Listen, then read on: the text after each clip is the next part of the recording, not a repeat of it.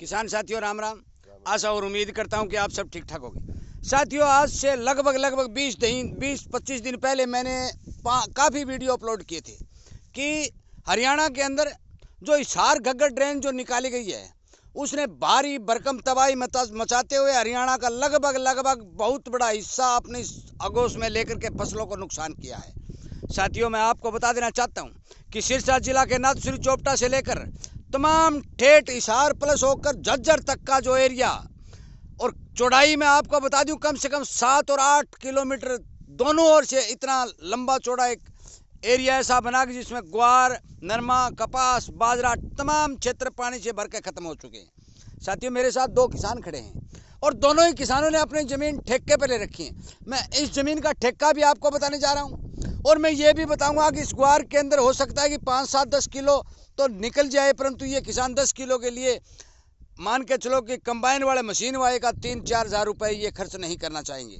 मैं आपको बता दूं इतना भारी भरकम नुकसान होने के बाद भी सरकार लगातार तरह के फरमान जारी कर रही है और इनकी नुकसान की भरपाई करने में आनाकानी करती हुई दिखाई दे रही है।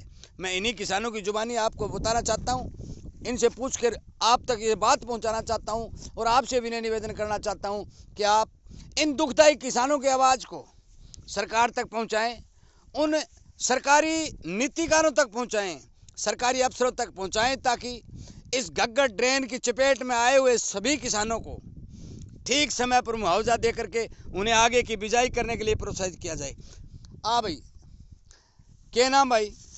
देशराज। गांव चारड़ो। जमीन ठेका ली? हाँ जी ठेका। क्या हिसाब ली? 41,000। साथियों 41,000 रुपये एकड़। अब ये ग्वार कितना का बन जाएगा भाई? लगभग 20 किलो या 30 किलो, किले के अंदर 20 किलो निकलेगा, 30 किलो। ये देख लियो कि 20 किलो प्रति एकड़ की पैदावार देने का ठेका 41,000 रुपये। साथियों सरकार माँ बाप होती है, भगवान और राम और राज बराबर होते हैं। उनका धर्म और फर्ज बनता है कि अपने प्रत्येक जीव की रक्षा करें। जिन किसानों के भारी भरकम नुकसान हुआ इस ग्वार के अंदर ये देखिए ये बीमारी वाला घास उग गया हुआ है। ये कुछ नहीं, ये खत्म, ये घास उग गया, ये ग्वार खत्म हो गया। साथियों भाई दूसरा किसान दोनों इन्हें के ले आऊँ तो हड़ी रहे यो बात बोला है, सच्ची बोलेगे? बिल्कुल सच्ची है ही कोई दाना ही कोई बढ़िया में बिना दाना बिना खड़ो बदन बैठे को। गांव चारवाड़ा, जिला सिरसा, नाम पतराम। फोन नंबर क्या है भाई तू बता? 94,662 083 40। 94,662 083 40। हाँ भी देशराज तेरा फोन नंबर है? 82,218 27,077।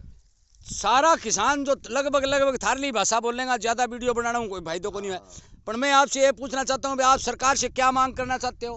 सरकार से निवेदन ये भी जल्दी से जल्दी अपना मुआवजा जो सरकार नियम से करेगी वो मुआवजा हमको जल्दी दिलवाए, ताकि मतलब आगे गेहूं और सरसों की बिजाई हो जाए हमारी। अच्छा। बिजाई का थोड़ा है, बिजाई भी नहीं होगी, आगे क्या करेंगे, पैसा ही नहीं है। साथियों एक और बात इसमें निकल के आएगी कि जितना भी ये घग्गर ड्रेन का पानी था ये शेम का पानी था और शेम का पानी जमीन को डैमेज करता है।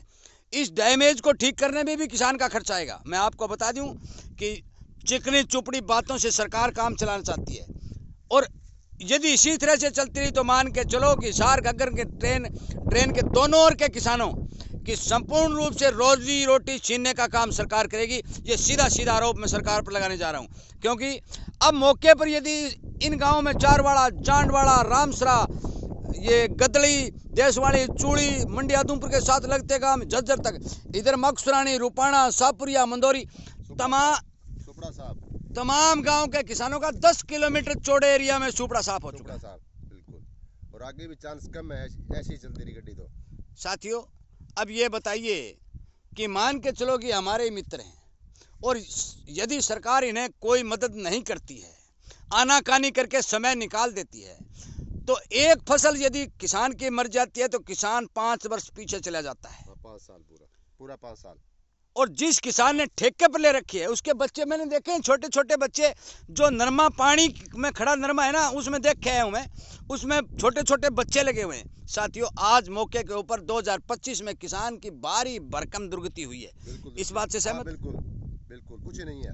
मैं आपसे विनय निवेदन करता हूँ कि इन दोनों ही किसानों की, चाहे मेरी मान लो चाहे आपकी मान लो, खेत में लकड़ी बांधने वाली भी नहीं है, ये हालात है।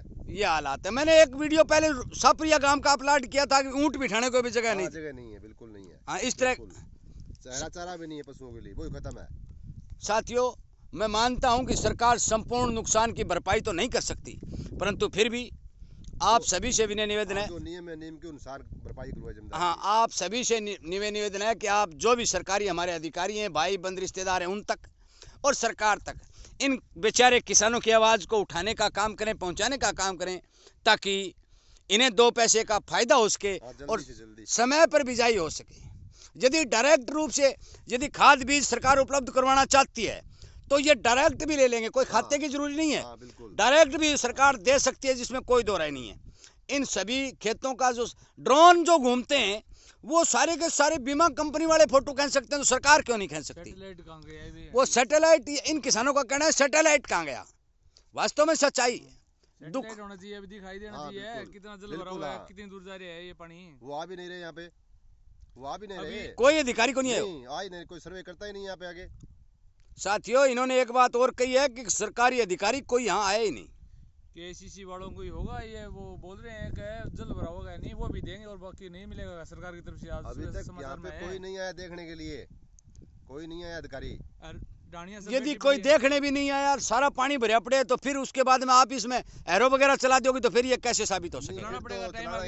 अगर 20 दिन बाद तक नहीं चलाएंगे फिर क्या है, आगे की फसल तो लेनी पड़ेगी इस तरीके से। साथियों, इस बात को जल्द से जल्द अधिकारियों और सरकार तक पहुंचाने की कृपा करें, क्योंकि इन फसलों का तो तुरंत प्रभाव से आकलन होना बहुत जरूरी है।